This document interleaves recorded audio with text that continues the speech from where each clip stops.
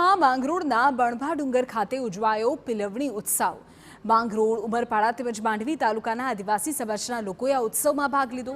આવનારી વસંત ઋતુમાં ખેતીનો પાક સારો થાય તે માટે આ ઉત્સવ ઉજવવામાં આવે છે।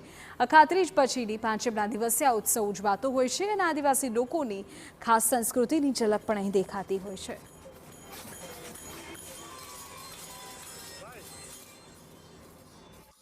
અમે આ બણભા ડુંગરથી શરૂઆત કરીએ છીએ।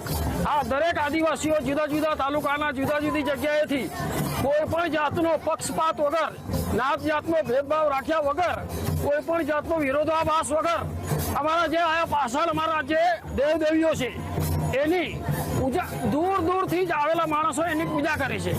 અને આ પિલવણી ઉત્સવ એટલા માટે ઉજવવામાં આવે છે કે આ જે ઝાડો છે એમાં જે પીલા ફૂટે છે, જુદા જુદા પીલા ફૂટે છે, એ પીલા ફૂટે છે એને ધ્યાનમાં રાખીને પિલવણી ઉત્સવ ઉજવવામાં આવે છે।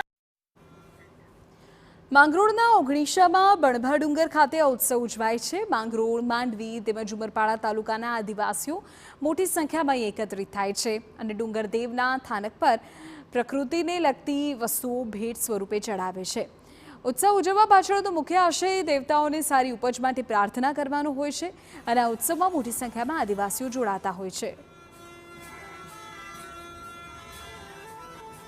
પિલવણીનો ઉત્સવ તરીકે આજે ઉજવાઈ રહ્યો છે, જે આદિવાસી લોકોનો વૃક્ષોનો પિલવણી થાય ત્યારે આદિવાસી લોકો નવા વર્ષની શરૂઆત કરે છે અને